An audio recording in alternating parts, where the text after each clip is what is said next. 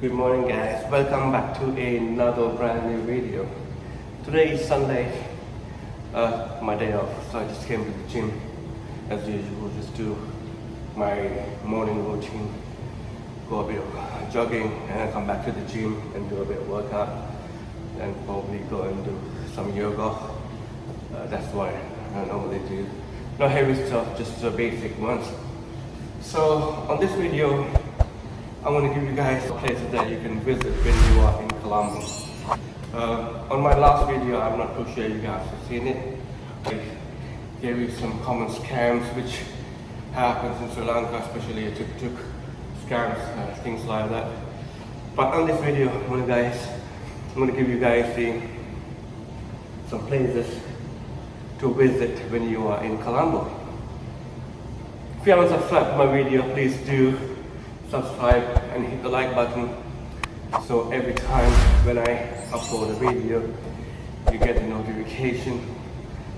So let's start the video.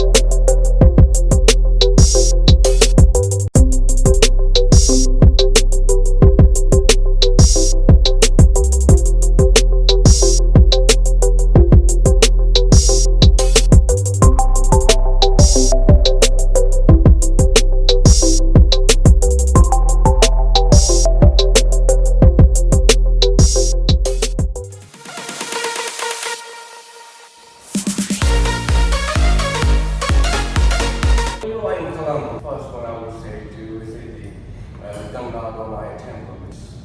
It's not in Colombo. It was built in, if I'm not mistaken, was the 19th century. One of the very popular and one of the best architectural buildings in Colombo. So my first one on the list for you guys to go and check out the Bandaramaiah Temple. Watch this video.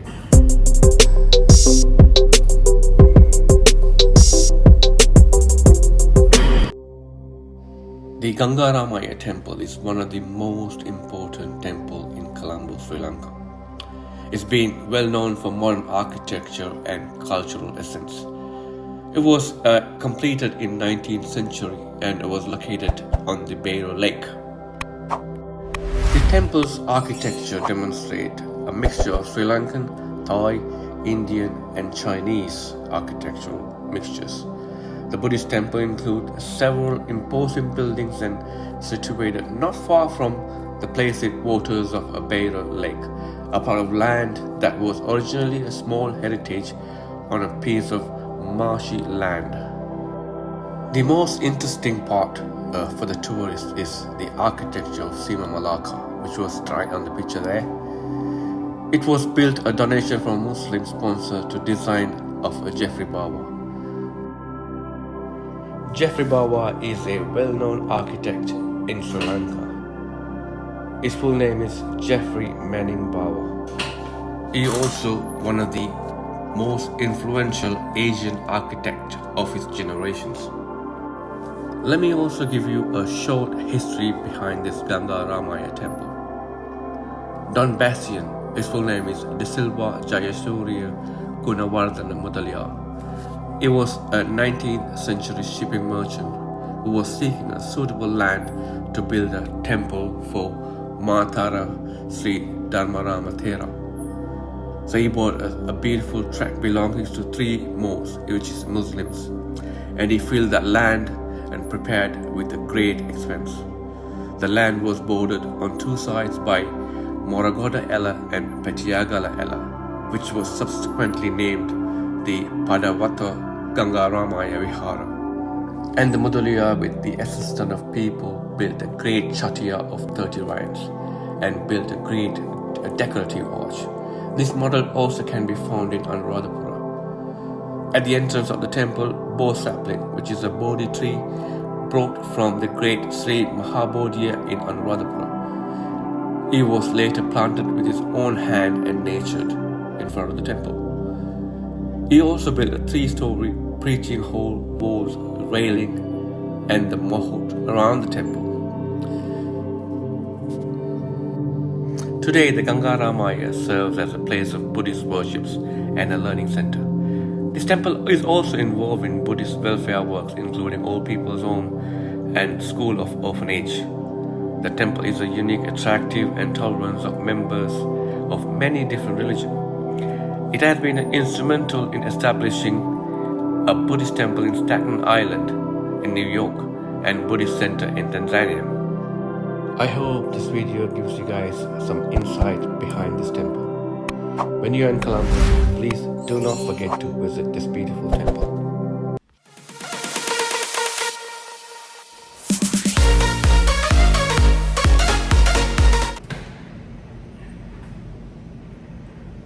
Now you've seen the Bandaramaiah Buddhist temple. The second stop, I would say, the Red Mosque. I think it was called Galle Mosque, which is located in Petta. Very good architectural building in Sri Lanka. So I would recommend to go and cover the second most important landmark in Colombo, which is a Red Mosque.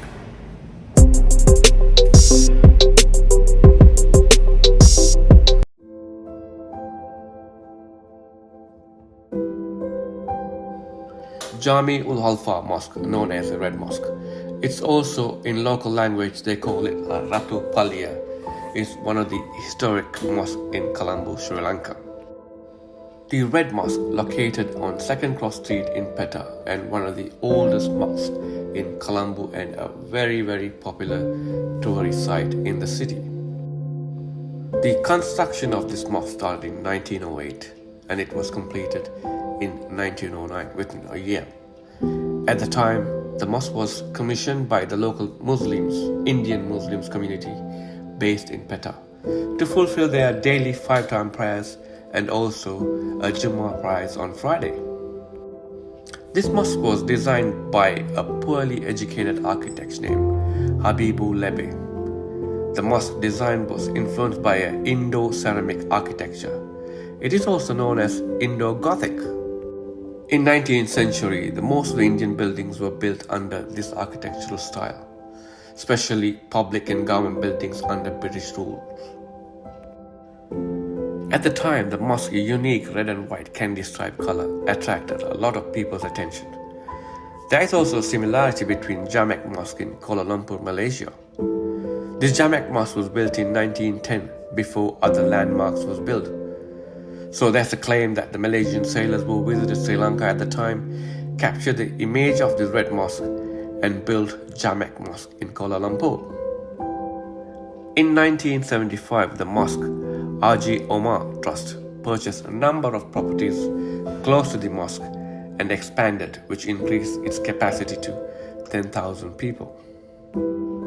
Finally, one of the unique features of this mosque is the pomegranate-shaped dome, which are said to be different to other traditional onion-shaped domes around the country or any around the world.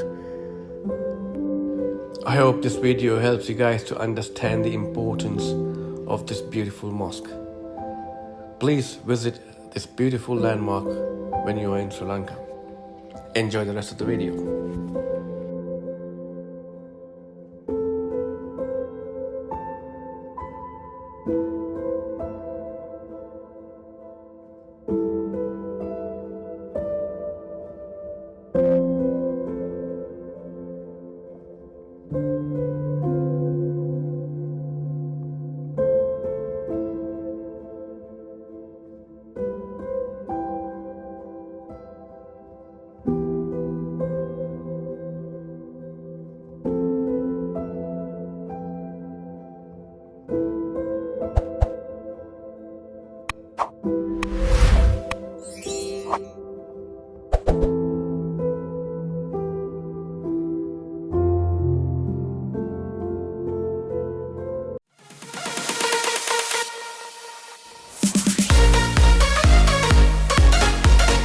once you cover both of them, I would recommend Galle Face, Bandaramaiah Park, or Independence Square.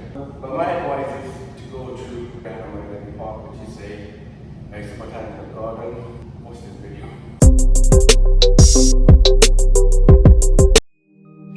Bandaramaiah Park, formerly known as Victoria Park, which is located in Cinnamon Garden in Colombo. This park is situated in front of the colonial era town hall in Sri Lanka. This is one of the largest and oldest parks built by British administration in Colombo. The park was originally named after Queen Victoria. That's how the name came as Victoria Park.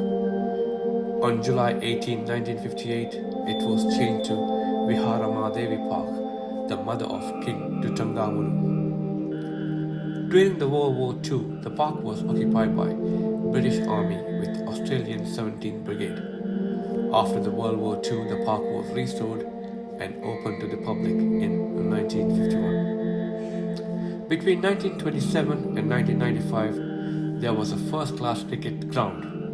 In 1927, there was the first game played against England. In 1935, Ceylon played against the Australian team. Bandaramaiah Park also features a huge Buddha statue by the entrance.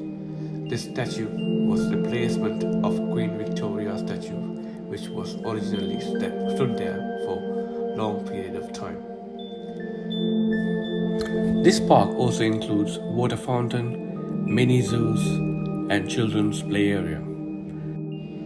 You also can see different varieties of birds, including a rare duck swimming in artificial lake. So I believe this video is helpful. So please visit Bandaramaiah Park when you are in Colombo. Thanks for watching.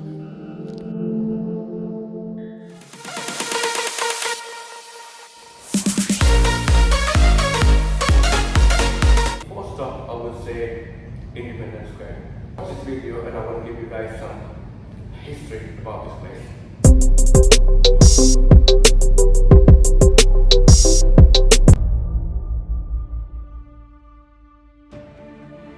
The erection of this building complex was initiated by Governor Sir William Gregory in 1875, intending to replace the existing asylum in Boralla. The construction was forwarded to the Colonial Office as the Public Works Department refused the octagonal model design. The construction at this site, with an extent of 14 acres called Galle, actually commenced a year later with the arrival of Governor Sir James London in 1879, and later resumed constructions on modified plans in 1882 to house the maximum number of the insane. The construction of the complex took place in 1888 at a cost of around 450,000 rupees to be called the Colombo Asylum. In 1926, after the transfer of all the patients to the newly built asylum in Angoda, the premises was offered to the newly established University College, but it soon fell into the hands of Radio Ceylon and afterwards to the Public Administration Department, Auditor General.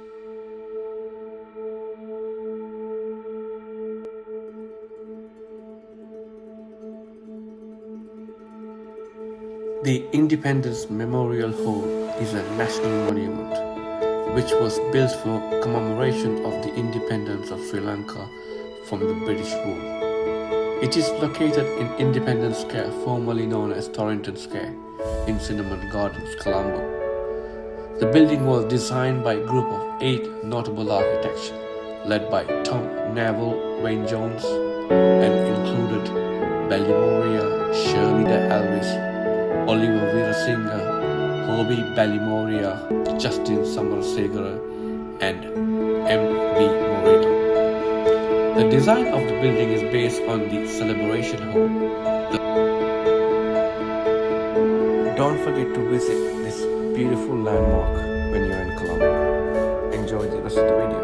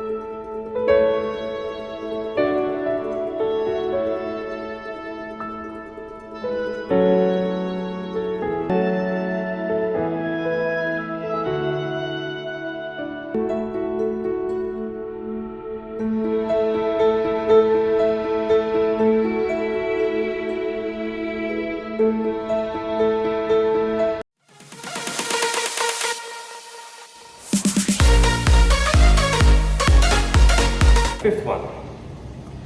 Right back to my favorite place, Galle Face. Recommendation is to Galle Face around 4 o'clock, 4:30, cooler, evening time, so you can have some nice Sri Lankan food. Acharu, I don't know whether you guys tried acharu, which is a made out of fruit, but not sweet, it's spicy ones. Also nice is over there, Sri Lankan food which sold by the street vendors. And also you can enjoy the sunset. So don't forget to go to Galle Face around 4:30 when you're in Colombo.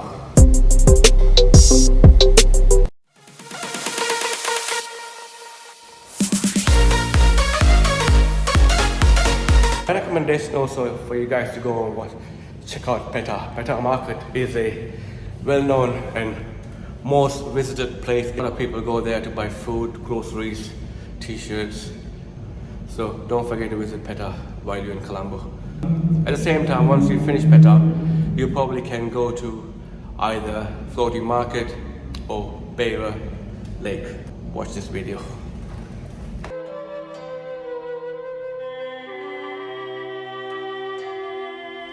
In 1927, the Beira Lake first appeared on the map. Before that, it was called Colombo Lake or just a lake. The Beira Lake is currently situated in center of the city of Colombo, Sri Lanka. Currently, the lake is surrounded by many large businesses in the city. 100 years ago, the lake occupied approximately 1.65 square meter of the land. Due to various reasons, it is now reduced to 0.65 square kilometer. During the colonial era of Portuguese, Dutch and the English, the lake was used for wide varieties of purposes. The lake was built by the Portuguese themselves to provide protection to Colombo from enemies, mainly local kings, and it still retains its Portuguese name. The lake was completely connected with the sea from both sides, separating the Colombo fort from the mainland.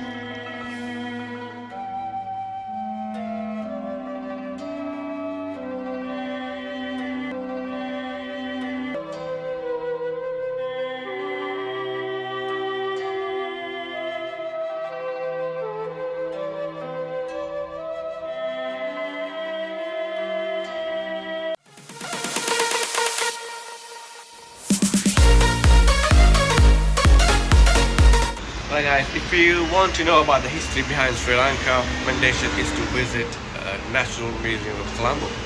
Price was, I think it's about 496 rupees for foreign visitors and for 46 rupees for locals. So my recommendation is to definitely visit the National Museum of Colombo to know the history behind Sri Lanka. The Colombo National Museum is also known as a Sri Lankan National Museum, one of the largest museums in Sri Lanka, founded in 1877 and maintained by the Department of National Museums. It holds a collection of important artifacts relating to the country's culture and natural heritage. The construction of this museum was carried out by Arasi Marika Aka Wapsi Marika, who was descendant from Sheikh Farid family who arrived in Ceylon 1060. In January 1877, the building was completed and was opened by the Governor Gregory in the presence of the large crowd. When you are in Colombo, please do not forget to visit this beautiful place.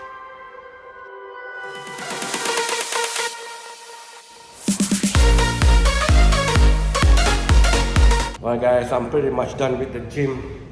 So what I'm going to do is I'm going to give you guys the next two places that you can visit when you're in Colombo.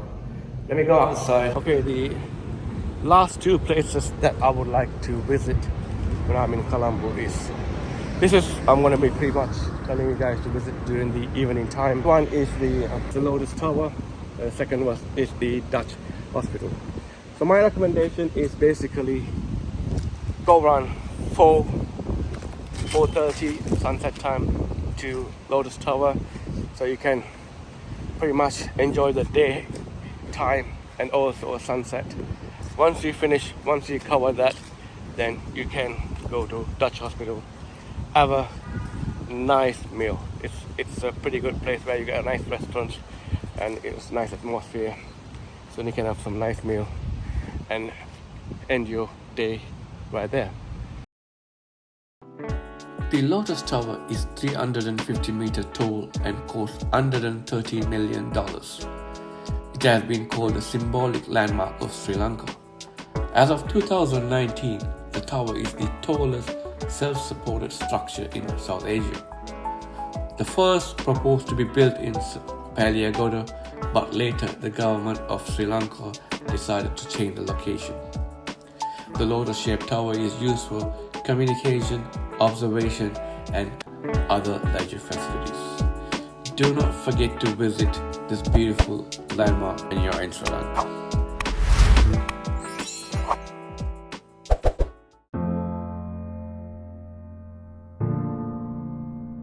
The Old Dutch Hospital, also known as Dutch Hospital, is considered to be the oldest building in Colombo.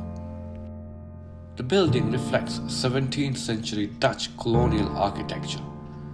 It is now heritage building and shopping and dining precincts. The history of this building goes past since 1681. During Dutch rule, it was built as a hospital, but was used for several different other purposes over the years. Between 1980 and 1990, this was the Colombo Fort police station. And also in 1996, it suffered a heavy damage in the LTT attack that followed the central bank bombing. In 2011, it has been transformed into shopping and dining precinct, where the historic architecture has been preserved. The building has 5 wings forming 2 country yards.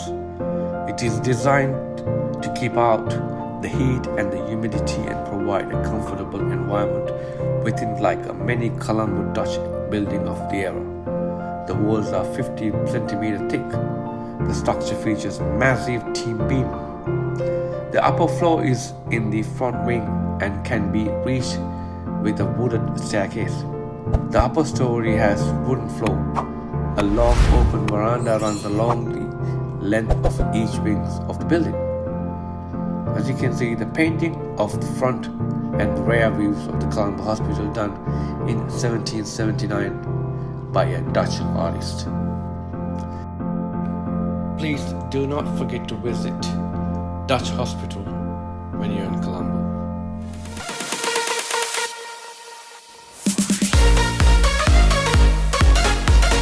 I just want to say thanks for watching my video. Subscribe to my channel. Please hit that like button and also hit that notification bell so every time when I upload a video you'll be notified. Stay safe. See you guys soon. Bye bye.